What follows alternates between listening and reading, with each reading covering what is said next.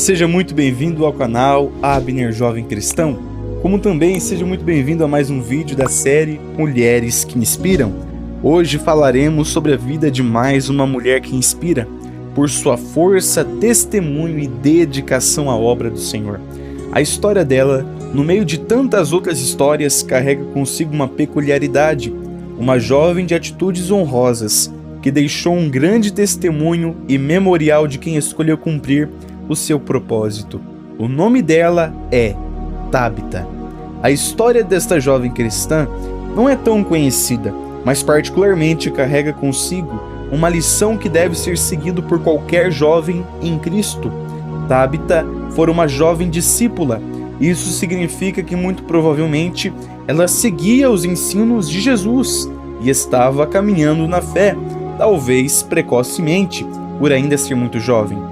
Lucas, que foi o escritor do livro de Atos, relata a história de Tabita no capítulo de número 9, a partir do versículo de número 36 do livro de Atos, aonde no capítulo o apóstolo Pedro, em outras palavras, foi aos santos, isto é, aos crentes que habitavam em Lida, e após, pelo poder do Senhor, ter efetuado ali uma cura na vida de um homem chamado Enéas, que estava há 8 anos em cima de uma cama, o qual era paralítico, Pedro foi como que avisado pelos discípulos que estavam em Jope, um lugar perto de Lida, aonde o apóstolo Pedro se encontrava, para que Pedro não demorasse a vir ter com eles. Muito provavelmente os discípulos estavam pedindo para que Pedro não demorasse, pois a palavra nos relata que Tabita, esta jovem discípula, que estava em Jope, uma jovem que estava cheia de boas obras e esmolas que fazia, ou seja, uma jovem que estava cheia de boas obras que efetuava a favor do reino de Deus. Em outras palavras, naqueles dias, ficando enferma, morreu, e tendo lavado o corpo, a depositaram no quarto alto, ou seja, depositaram um defunto daquela jovem num quarto alto, o quarto para onde Pedro foi levado, quando, respondendo ao pedido dos discípulos de Jope, veio até aquele lugar. Pedro havia chegado em Jope e havia sido trazido até o quarto alto, aonde estava o corpo de Tabita. E todas as viúvas o rodearam, chorando e mostrando as túnicas e vestes que Tabita, ou Dorcas, que era o outro nome em grego desta jovem, havia feito quando estava com elas.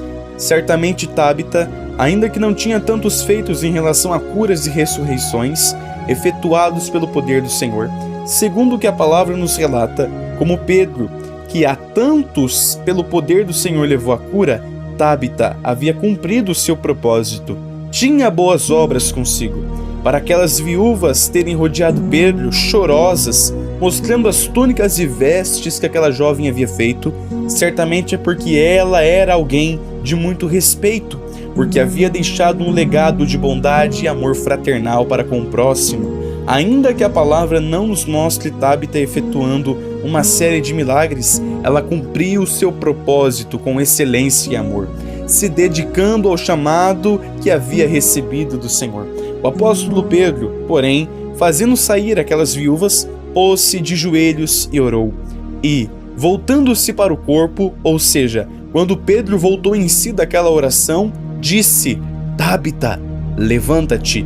E ela abriu os olhos e, vendo a Pedro, assentou-se.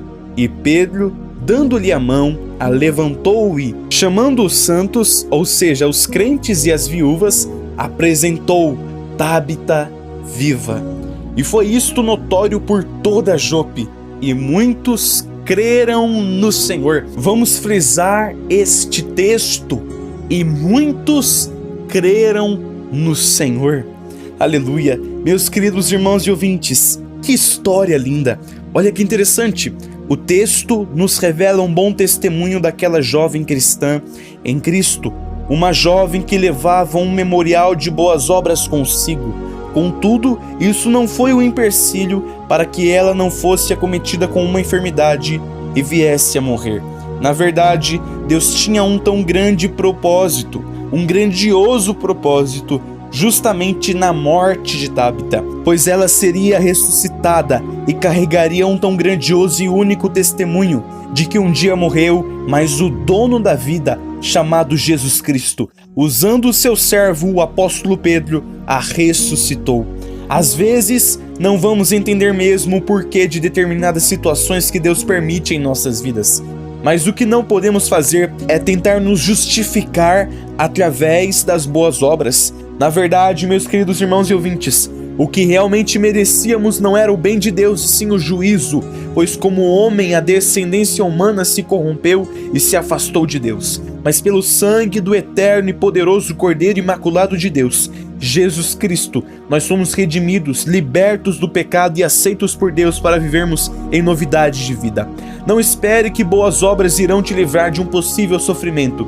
Muito pelo contrário, se Deus está permitindo o sofrimento é porque certamente Ele tem um grandioso propósito com esta dor, pois o testemunho que for gerado desta dor vai curar a ferida aberta na vida de outras pessoas. Eu creio nisto.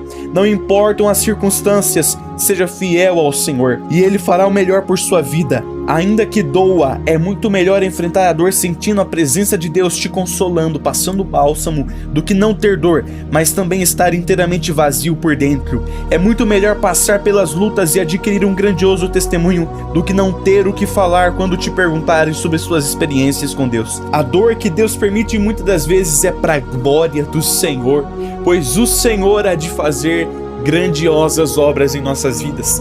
Tudo que o Senhor permite em nossas vidas, ainda que seja doloroso, é para a glória do Senhor, é para que o nome do Senhor seja glorificado, é para que em nós venha ser gerado um testemunho e a partir desta dor o Senhor venha curar as nossas vidas por dentro. Aleluia!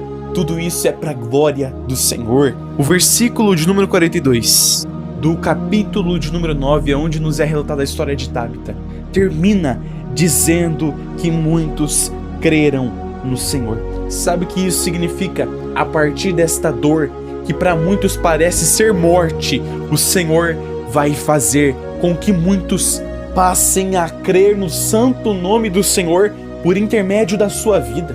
O Senhor está gerando em você um testemunho vivo de alguém que passou pela luta, passou pelos desertos da vida, passou pelas provas, suportando as dores, suportando as furadas dos espinhos, mas carregando consigo um testemunho de que o Senhor é poderoso, de que o Senhor é o dono da vida, de que o Senhor é magnífico e de que o Senhor faz, opera, cura, liberta, batiza e Ele tem todo o poder em suas mãos. Ele tem a liberdade de fazer o que quiser na vida de seus filhos, pois nós damos e concedemos essa liberdade ao Pai, de usar as nossas vidas como um testemunho vivo, para que as vidas de outras pessoas venham ser salvas pelo testemunho que o Senhor gerar, por intermédio desta dor que Ele está permitindo em minha vida. Eu creio que Ele irá salvar, eu creio que Ele irá curar, eu creio que Ele irá alcançar vidas para a glória do santo nome do Senhor Jesus. Então entenda, se isto está contribuindo para o bem daqueles que amam a Deus, por que questionar?